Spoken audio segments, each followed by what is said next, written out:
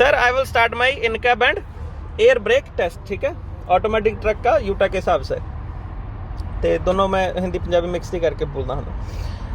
So first of all sir, safe start my truck, safe start my truck. So key on, ठीक है, ABS light on and off, check my brakes, ठीक है, okay, truck in neutral, neutral दबा दिया, break के ऊपर पैर रखो, ब्रेक पे रख के पैर इन्हें सेल्फ मार दो, स्टार्ट हो जाएगा, ठीक है। तो स्टार्ट हो गया sir. I will start my in cab first. So my windshield with soft rubber, no broke, no damage, no illegal sticker, no scratches, always clean, no rubber missing, no leak.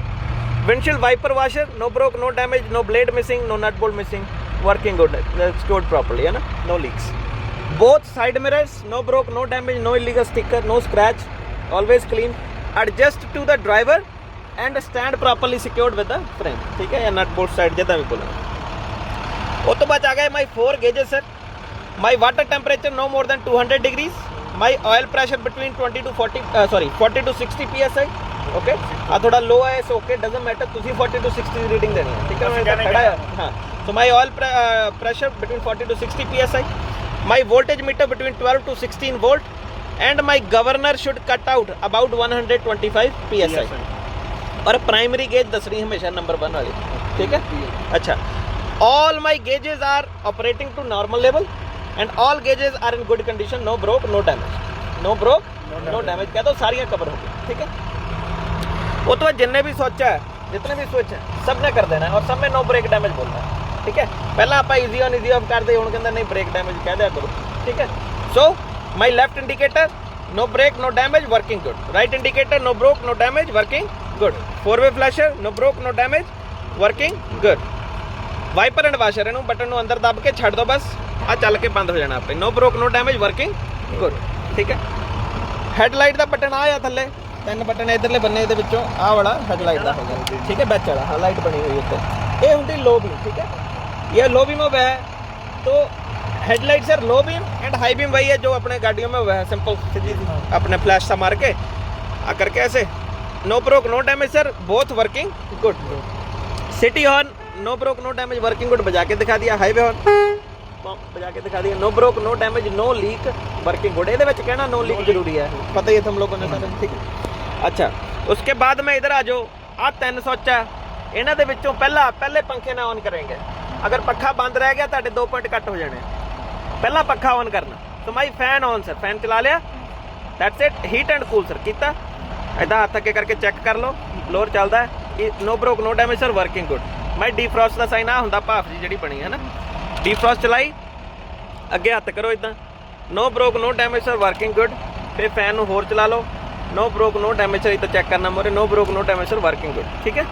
उस तो बाद 3 reflective triangle इतने थले तेरी seat थले पे, ठीक है। अच्छा, सबसे पहले देख लो कि कौन सी चीज़ कहाँ पड़ी है, ये ना हो कि तुम बोलते जा रहे हो और इशारा कर ही नहीं रहे कहाँ पड़ा है, ठीक है। देख के उस पार्ट को देख के फिर बोलो। तो my 3 reflective triangle, no broke, no damage, amber in colour in the box with extra fuse. उस तो बाद आ गया तो फायर सिलेंडर सीट थले, इधर कई गब्बे होंगे, कितने सीट थले होंगे, मेरी सीट थले।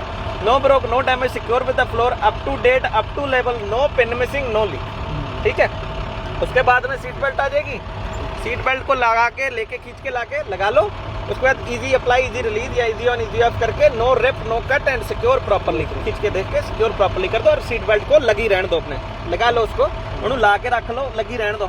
सब तो पहला आके लानी तां भी कोई गल नहीं, सब तो पहला पॉइंट ही है कर दो, वो भी कोई चक्कर नहीं है, ला के बह जाओ जो स्टार्ट करना, क्लियर है। लेकिन जब अब एयर ब्रेक करनी हो तो बेल्ट लगी चाहिए। हुण आपां करनी है sir, now I will start my air brake test. अच्छा, इनकैप को डन नहीं कहना, तुसीं हो गया पॉइंट, कुछ ना को आगे को I will start my air brake test, ठीक है, ताकि अगर कोई पॉइंट रह रू भी गया तो एंड में अगर याद आ गया तो जोड़ सके हैं। मेरी गल समझ गए सारे, ओके। सो इत्थे करके हुण उन्होंने कहना sir I will start my air brake test, first I will check my tractor brake. So apply my tractor brake sir and लगियां नहीं सी, लगियां चाहिए है ना आप उदों। अच्छा, इस मेरी गलती है, जो आप सेफ स्टार्ट किया मैं ये सोचा भी लगियां आ तो खिंचियां नहीं, खिच यही होंदा भी खिंच के देखदा तो वो लग जानियां सी, तो मेरा सेफ स्टार्ट सही होना सी। हुण जे रिलीज रह गई सेफ स्टार्ट किया वो असीं फेल हो सकते, क्लियर है। सो ब्रेकां हमेशा लगियां चाहिए, लगी हुई होनी चाहिए, ये ध्यान में रखना, ठीक है। अच्छा, हाँ, अच्छा। So apply my tractor brake and release my trailer brake, लगी हुई होनी है, ठीक है। इनू रिलीज कर दो। ट्रक इन ड्राइव मोड, आ गया ओके ट्राई टू मूव हुण पैर ब्रेक तो चक के रेस ते जरूर रखना माड़ा जा हल्की जी रेस दो ठीक है my tractor did not move sir my tractor brake is good now I check my trailer brake supply my trailer brake and release my tractor brake truck in drive mode है ही है try to move फिर वही काम करना अपना my trailer did not move my brake is good now I will check my service brake पैर वाली ब्रेक ठीक है सो रिलीज बोथ ब्रेक दोनों ब्रेक ने अंदर कर दो move truck in drive mode already है या move my truck 5 to 10 feet ठीक है तो नहीं पीछे कोई है कोई नीचे okay so move my truck 5 to 10 feet move करके अप्लाई माई ब्रेक मारती मैंने ठीक है my tractor and trailer stop straight my service brake is good now ਇੱਥੇ ਧਿਆਨ ਰੱਖੋ ਅਗਲਾ ਸਟੈਪ ਜਿਹੜਾ ਬ੍ਰੇਕ ਸਰਵਿਸ ਬ੍ਰੇਕ ਚੈੱਕ ਹੋ ਗਈ सर्विस ब्रेक तक चेक हो गई माई ट्रक इन न्यूट्रल में गया ब्रेका अंदर है कि बाहर है अंदर है इन्हों अंदर ही रहन देना इन्हों बाहर नहीं खिंचना ब्रेका लाउणियां नहीं रिलीज ही रहनियां न्यूट्रल च पै गया ट्रक ब्रेक छोड़ दो पैर वाली भी सब छोड़ दो sir I will build pressure घट है बिल्ड प्रेशर करना मैं रेस दूंगा अच्छा आरपीएम मेरे जड़े आ वो 15 तो उत्ते नहीं जाने चाहिए आ मेरे चल गया 15 तो उत्ते मैं फेल हो सकता क्लीयर है सो 15 तो उत्ते नहीं जाने चाहिए 10 तो 15 के बीच रख लो ये इत्थे ठीक है ओके सो हुण मेरा प्रेशर बनन दिया देखते हैं कदों तक चेक मारदा कई बार एग्जामिनर कह दिंदा हुंदा इट्स ओके मोर उदों तुसीं करो जो एग्जामिनर कह रहा पर अपनी मर्जी ना 15 तो उत्ते आरपीएम नहीं लैके जा ठीक है हुण जो तक चेक नहीं मारता उदों तक आपां वेट करनी है बी पेशेंट कोई जल्दबाजी करने की जरूरत नहीं है ट्रक न्यूट्रल में है ब्रेक दोनों अंदर है क्लियर है प्रेशर बना रहा है क्लियर है भाई